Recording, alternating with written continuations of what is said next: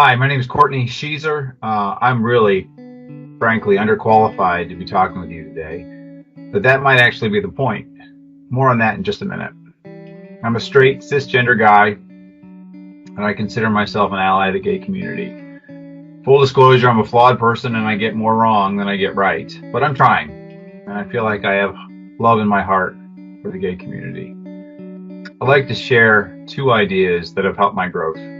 First one quickly is a bit of context. The first one is we need to be okay, we need to get okay with difference, specifically with gay people. I spent my adult life working through the Riddle scale. For those of you who have not experienced it, it's a great diagnostic tool as part of P&G's Gable training. I'm proud of the progress I've made on the Riddle scale, but I have further to go. But at the end of the day, you got to get there. We've got to get to a place, that right-hand side of the Riddle scale.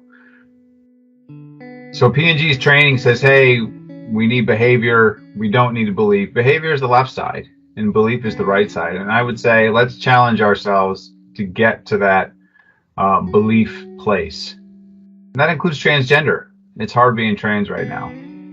If you're stuck on that Riddle scale, I'm a hack amateur, but I would love to help. No judgment.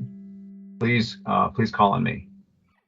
So there's the side benefit of this first idea, and you're unwittingly, but are creating a nurturing environment for a child who needs to come out. Maybe it's a niece, a nephew, a grandkid, a neighbor. This is literally life and death stuff, and you can be that safe harbor. If I'm being flip, the life you save might be your kids. So on to the second idea that's helped me is, what is my role as an ally? So let's play this out. We're working through behavior to belief. We're sliding to the right of the riddle scale, and you're a cheerleader and you're shouting support from the stands, and that's great and that's awesome. And I would have thought that was the end point. It wouldn't be appropriate for me to be in that game, rather sidelines only. My little joke is there's no A in LGBTQ, right? So I'm underqualified and must be relegated to the stands, or so I thought. What woke me up was last summer's racial justice protests.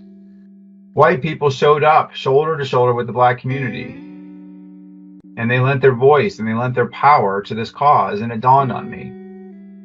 As hard as black people, as hard as Asian people, as hard as Jewish people, as hard as gay people are fighting, they can't do it alone. They cannot do it alone. They need me on the field and in the game. Because it turns out I have power and I have influence. And you know what? I have an obligation to use it.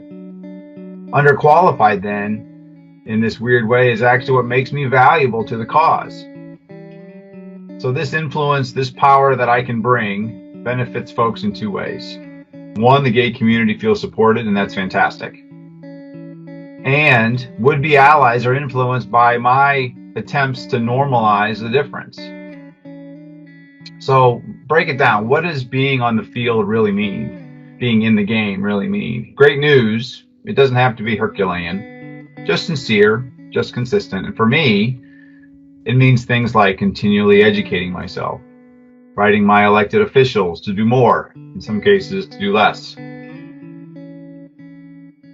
Voting, adding a tagline to the signature in every email, flying the pride flag at home, attending pride parade as a straight cis guy, giving to the Trevor Project. It's a nonprofit hotline for at-risk gay kids. And I would argue that all gay kids are at risk, by the way. Participating in discussion groups, advocating on social media, media, changing where I worship, and letting the leaders of that church know why and others know why we're leaving. Shushing inappropriate humor and caricatures, and attempting to walk that proverbial mile. So I would challenge the straight cis folks among us today. Join me on the field. Thank you for your time.